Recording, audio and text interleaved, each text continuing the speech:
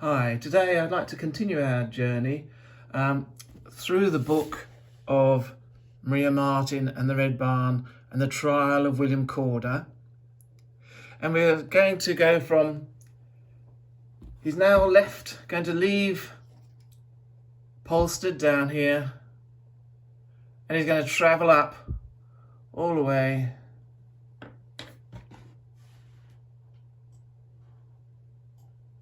to here, the old jail at Bury St Edmunds, where he'll be incarcerated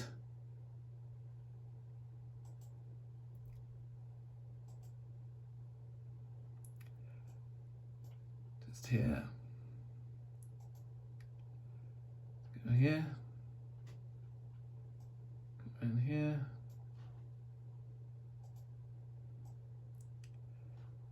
And here is the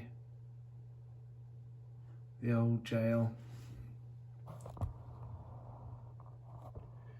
at Bury. That's about all that is left now of the jail, just the outer part. But this is the door he would have entered, and it would have been here where he would have been hanged, where he would be hanged in a few weeks' time.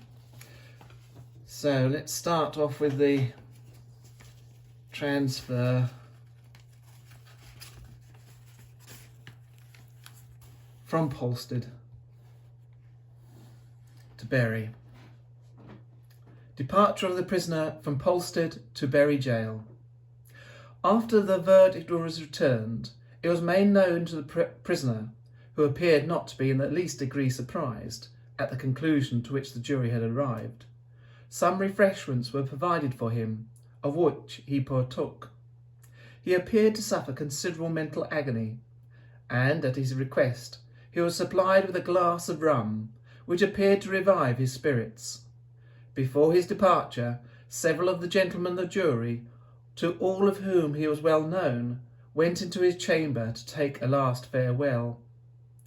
These visits affected him much, and he seemed unable to support the presence of his old neighbours, for he hid his head under the bedclothes. Mr. Pryke, the bailiff to the prisoner's mother, waited upon him and remained in low conversation for some minutes. Towns, an old and faithful labourer of his late father, was then introduced, and the interview was very affecting. Upon taking him by the hand, the old labourer, with tears in his eyes, said with much feeling, "O Master William, I am sorry that it has come to this." He then exhorted the prisoner to read the Holy Scriptures and consider them as the best instructor in the days of trouble. The prisoner listened to these kind exhortations, and by a nod of his head appeared to signify that he would attend to them. Upon leaving him, Town said, "I am very sorry that I was forced to be a witness against you, for you were always a good master to me," and again exhorted him to seek the consolation in religious exercises. Soon after this, a post-chaise was drawn up to the door of the Cock Inn, which was a signal to the numerous spectators that the prisoner was about to be removed to the place of his destination, pursuant to the coroner's warrant. At this time, the concourse was so great that it was with difficulty that Lee and the constables could clear a space for Corder to pass. So anxious were some to catch a glance, and others to extricate him.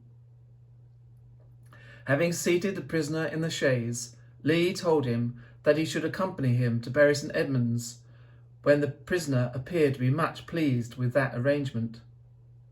After the chaise had got through the multitude with considerable difficulty, but there was nothing like an attempt at rescue, it proceeded down the hill, followed by a great number of persons.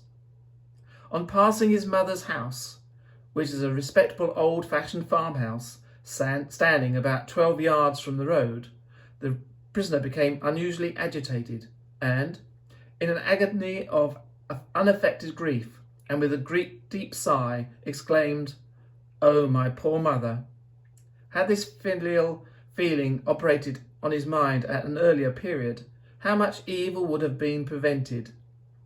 But in consequence of a disregard to all his dictates, what a number of families are plunged into hopeless ruin. When the chaise arrived at Boxted, Lavenham, and other places where the prisoner had long been known, immense crowds had collected to obtain a sight of the prisoner, so intense was the excitement which this dreadful tragedy had produced. Before he arrived at Lavenham, the taciturnity which the prisoner and his strictly observed for a considerable time suddenly left him, and he became exceedingly communicative, and appeared to force conversation.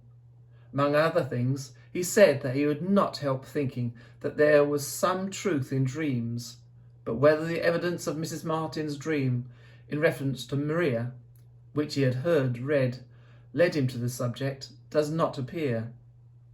"I had," said he, "2 frightful dreams on Friday night before you took me. I dreamt that I saw all my deceased brothers and sisters pass before me, dressed in white.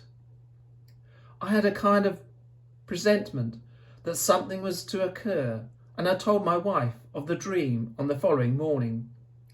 She told me not to be uneasy about it, for it was said that to dream of the dead is a sign that you will hear of the living." The prisoner made no mention of the nature of the other dream. After a time he resumed his conversation, observing that he believed there was some reliance to be placed in the prognostics of fortune-telling. For about 12 years since, his fate had been foretold by an old woman, who declared that he had a great number of misfortunes and troubles to undergo, and that every undertaking in which he might engage would be unsuccessful. He added, "All her prophecies regarding me have come to pass, for everything has been unsuccessful." The prisoner then made repeated allusions to the dispositions which had been read to him by the coroner, and remarked that they contained several untruths, and expressed regret that he had not continued in the room and heard them all read. He particularly alluded to the evidence of Mrs. Martin, who had said that on the day he went for Maria, he had brought a loaded gun to the house. He admitted that he had frequently taken a loaded gun there before, but denied that he had done so on the day. He also, with solemn asseverations, declared that he was not questioned by her on the Sunday after the 18th of May respecting his being seen on that day going from the barn with a pickaxe on his shoulder. After remaining silent for some time, the prisoner, addressing Lee, inquired if he had heard anything about the child.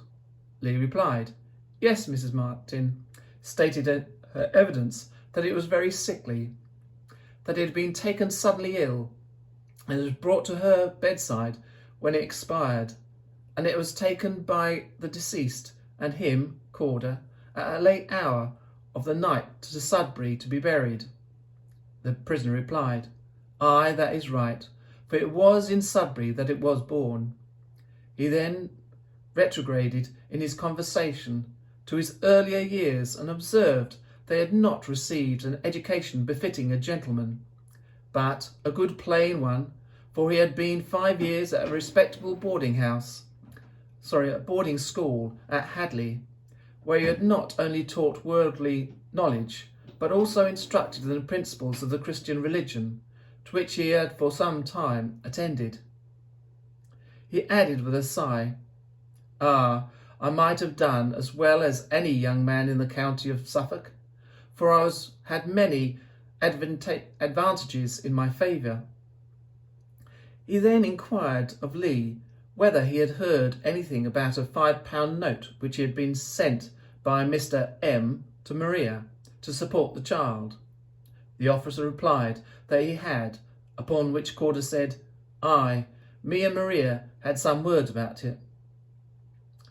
When the chaise had arrived at within a few miles of Bury, the prisoner observed they had been differently situated in the town 2 years and a half ago, for he had then prosecuted a man of the name of John Wright to conviction, and who was sentenced to a year's imprisonment for stealing a corn.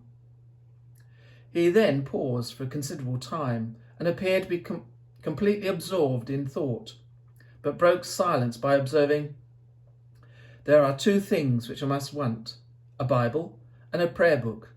Lee told him that there was no doubt that he would be supplied with these and other religious books he might require when he arrived at the prison. He then said, "The world is nothing to me now, for I have an ardent wish that my wife might be with me in the jail, for no person can contribute so much to my comfort. She is truly a pious woman and would do more for me than a minister of the gospel." Lee knew well that this request would not be acceded to. Nevertheless, he did not wish to render his prisoner additional uneasiness. He therefore only observed that Mr. Orridge, the jailer, was a very humane man, and there was no doubt that he would extend every indulgence to him, which he could consider consistently with safe custody, and the regulations of the prison, which were under the control of the visiting magistrates. At 11 o'clock, the chaise arrived at the jail, when its ponderous doors were unfolded to receive the prisoner.